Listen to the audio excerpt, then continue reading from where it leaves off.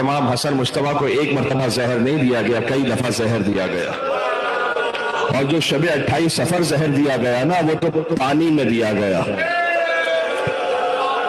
جادہ بنت اشس اگر گھر میں دیکھو کوئی بھی تکلیف باہر ہو انسان کو تو گھر میں آ کر اپنی زوجہ سے بات کرتا ہے، لیکن جس کی بیوی ہی اس کی اپنی قاتل ہو۔ امام حسن علیہ السلام کے بستر پر ساتھ میں ایک سراہی رکھی ہوتی تھی پانی کی۔ امام حسن علیہ السلام رات کے وقت بیداری اس پانی میں زہر ملا ہوا تھا۔ امام علم امامت سے تو جانتے ہیں، لیکن امام نے فرمایا کہ ہم اپنی موت کو خود اختیار کرتے ہیں باذن پروردگار۔ بہرحال وہ امام نے پانی پیا، دفعتاً فرمایا کہ میرا کلیجہ پھیر گیا، کلیجے کے ٹکڑے کٹ کٹ کر لگن میں گرنے لگے۔ ہائے ہائے ہائے ہائے۔ امام حسین علیہ السلام آئے تو بہت زیادہ گریہ فرما رہے تھے کہ بھیا آپ گریہ نہ کریں، اس لیے کہ لا یوم کا یوم قیامہ عبد اللہ، اے بھیا حسین جیسے آپ کے مصائب کا دن ہے ویسے کسی کے مصائب کا دن نہیں ہے، اس لیے کہ کسی امام کی شہادت کے بعد ان کے بچوں کو تماچے نہیں مارے گئے، کسی امام کی شہادت کے بعد ان کی بہنوں کے سر سے چادر نہیں چھینی گئی۔ یہ حسین ابن علی کا مقدر تھا۔ قاسم بھی یتیم ہوئے، باپ کے لاشے سے لپٹے ہوئے۔ اللہ اکبر، 3 برس کے قاسم تھے، یتیم ہو گئے۔ آخری جملوں پر آ گیا، وقت بھی نہیں۔ امام حسن علیہ السلام جب بس کلیجے کے ٹکڑے گر گئے، میں کہوں گا حسن کے کلیجے کے ٹکڑے ہوئے، حسین کی لاش کے ٹکڑے ہوئے وقت۔ حسن مصطفیٰ علیہ السلام کی شہادت ہوئی، لیکن مدینہ میں نہیں ملتا کہ حسین نے یہ کہا کہ الان انکسر ظہری، اے حسن آپ کے جانے سے میری کمر ٹوٹ گئی، کیونکہ ابھی عباس جیسا بھائی ہے نا، جب فرات پر عباس گرے شانے کٹا کر، وہاں فرمایا الان انکسر ظہری، عباس تیرے جانے سے حسین کی کمر ٹوٹ گئی۔ امام حسن علیہ السلام کا جنازہ تیار ہوا اور آخری جملے پر آ گیا میں۔ آپ نے دیکھو امیروں کے جنازے بھی دیکھے ہوں گے، غریب کے جنازے بھی دیکھے ہوں گے، کوئی غریب سے غریب کا جنازہ بھی دیکھا ہے جو ایک بار گھر سے قبرستان گیا ہو اور قبرستان سے دوبارہ گھر واپس آیا ہو؟ یہ امام حسن غریب زہرا کا جنازہ تھا۔ حسن کا جنازہ چلا، مروان نے آ کر پہلے کہا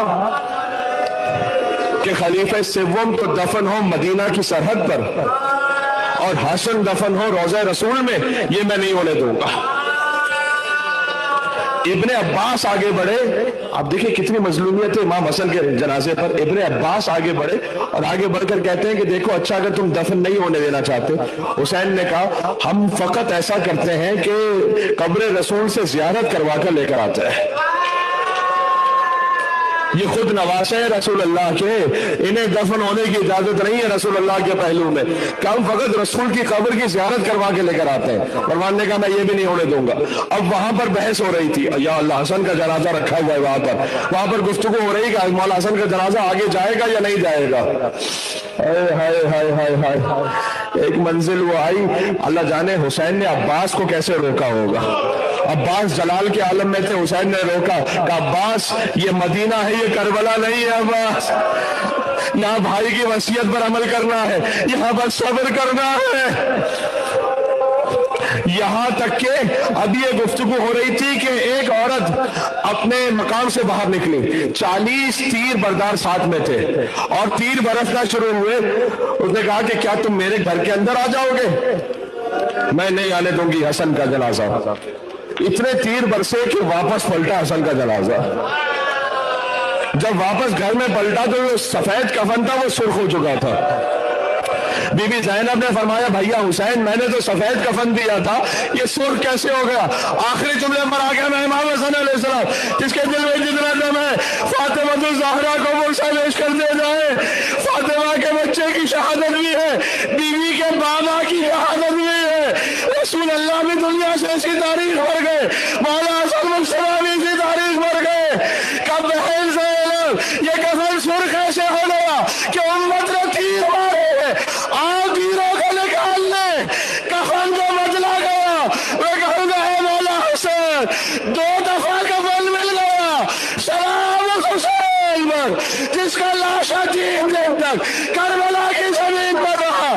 میں کہوں گا اے بی بی زینب آپ نے تیر نکالے مولا حسن کے جنازے سے، کربلا گل میری جواب دے گی مدینہ